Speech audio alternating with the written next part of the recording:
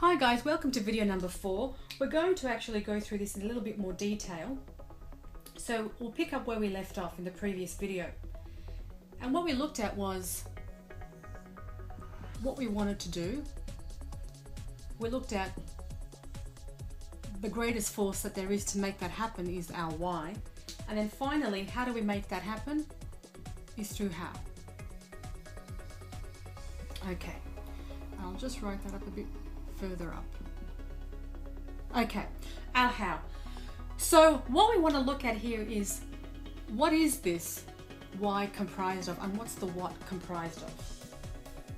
The what is basically your identity. In step 1, or in E-class 1, we're going to be looking at your personality traits. And your personality traits is what describes you. So this is where you might say, I want to work with animals, I want to work with kids, I want to work with adults who are in small business, I want to be in the film industry, I want to be in the finance industry, whatever it might be. That's your what. It's your identity. It reinforces who you are. That's how your what is chosen. Then the next step is your why. And your why comprises of the following things. The first thing is your values. The reason why you have ordinary people can doing extraordinary things is because they are propelled by values. So for example, you know how you watch a tennis player and two people are playing and they've gone for 5 hours just passing this ball back and forth for 5 hours. And after 5 hours, they're absolutely just knackered, they're tired. But the person who wins, after 5 hours of just non-stop back and forth, running up and down a court, who's got the strong enough why? Because it's not about physical capacity anymore. It's not about how well they play tennis. After 5 hours, it's nothing to do with the physical elements. It's all about mental. What's motivating them within them? And one of the steps is values. What do they find important to them? And obviously, values are different to every person. The second thing that creates whys is your intention. Some people call it purpose. But what is your end of the day intention? What do you want to leave behind? What is your end purpose? Looking at intention. What is your intended purpose? What is your end game? What is your end result? What do you want to leave the world behind with? And for most of these tennis players, it's about the ability to be extraordinary in their game and their profession. The intention is to be one of the greatest in what they do, but in leaving behind with them inspiration, motivation for others to excel beyond their limits. Another thing that creates your whys is your goals. Your goals are embedded in your why. The reason why I want to become a teacher is because I want to be able to serve kids. I want to be able to nurture their learning, their training, and to be there for those who don't think they can do it. I want to be the one that they can turn to. The reason why this is so important is because, say for example, I don't know where in the world you are at the moment, but in Australia we have what's being considered as a refugee crisis. And a lot of people from countries like Sri Lanka, Afghanistan, Iran, Syria are coming by boats and coming to Australian shores because where they live is war-stricken. They cannot exist where they are. Now, their what is to go to somewhere safe, anywhere, because where they are is not safe. So people will accept going on boats that are half broken into the ocean, who have kids, women who are pregnant. But their goal is to just get to another land safely, because where they are there's no future, but the promise of maybe a future ahead of them is worth the why. If I told you, let's get on a boat together and sail the Pacific Ocean, look, the boat's half cracked, we may not be able to make it, but hey, let's do it. Would you say yes? Most people would not say yes, and I'm hoping that you won't say yes either. But what creates that motivation for someone to get on a boat that's about to fall and it's over capacity is their why. They would rather die and fail than die where they are at the moment without trying. So goals are very important. That's what propels you. So when you look at someone like sports athletes, when you look at refugees, I mean, obviously completely different people and ends of the spectrum, but I'm just trying to paint a picture of what creates your whys and why some people have the guts, the courage, it's absolute courage to get on those boats and come to Australian shores because their why is so strong. Nobody in their rightful sane mind would get on a half-broken boat over capacity. But what creates that must is their why. The why, the future that they imagine to have for themselves and for their kids and for future generations if they can get to. The next thing that creates a strong why or propels your why are the questions. Questions that you ask yourself. Questions such as, we looked at that in video number 1, how to prevent mental laziness, how best to ask the question.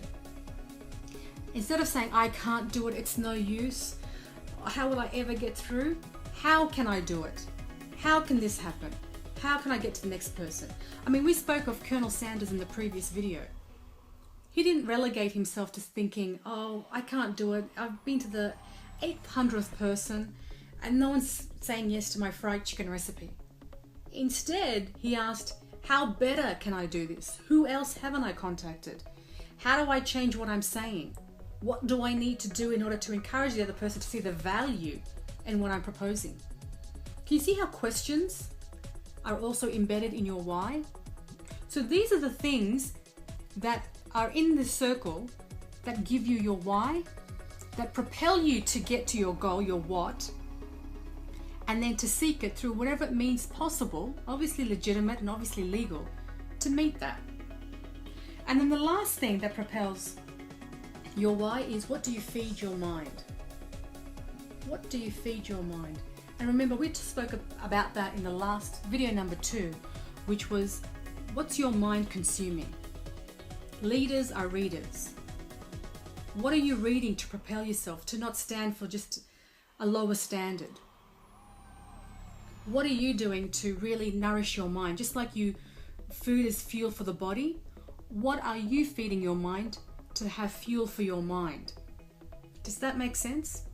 So these are the facts and elements that give you your why.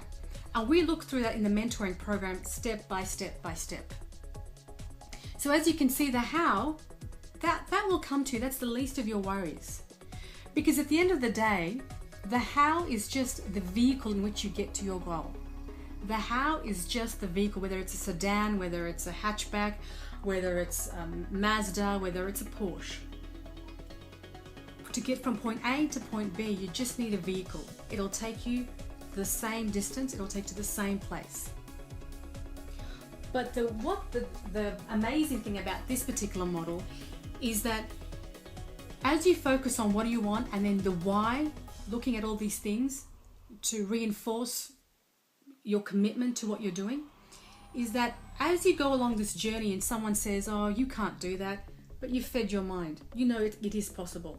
Someone says, you say to yourself, I can't do it, but you know you can change that, not to become mentally lazy.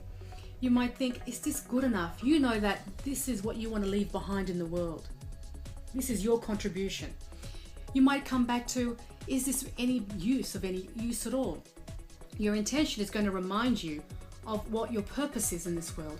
And then as you go through goals, you'll come across, well, am I going to be sitting on my rocking chair at 80 years old and regretting not having done this? And then as you come through the journey and finally realize your what, your passion becomes alive. Now write that here. Your passion becomes alive. Because remember, passion, we said, was a compelling emotion of either love or hate. And all the things that you're doing, this is propelling your love to get to your passion. Does that make sense? Passion is not something that you nominate. Oh, I want to be an astronaut. I want to be a neurosurgeon. And why do I want to do that? Looking at the other model, maybe it'll give me lots of money and status and prestige. Passion is the development of of developing your character, your needs, your desires to get to that. Does that make sense? So what we look at in the mentoring program is we look at your identity. What describes you? What makes up who you are? And then once we identify that, we look at what it is that you've done in your past, that you do currently, that makes time pass by very quickly and easily for you. And then we look at the question of all questions is why? Why do you enjoy what you do? And we really dig into that, because by digging into the why, you are going to get these answers to these things, which are the answers that's going to create the propulsion and the fuel. A car can't get you from point A to point B without petrol or gas or fuel in it, right? You can't get to your destination to meet your passion, to meet your purpose, unless you've got fuel and gas to support you along the way. And this is the gas, the petrol, the fuel that's going to propel you forward. And the how is simply, once again, just the vehicle. You will find a way. When you've got these in mind, there'll be a way, and you won't settle for just one way. There'll be multiple ways that you find in getting to that meaning to your purpose. So I hope you take away from that this mentoring program and what you're going to be learning is different to what you currently know. We're going to be looking at elements, but in a different sequence to give you a different result. I mean, Einstein said the definition of insanity is doing the same thing over and over again and expecting a different result.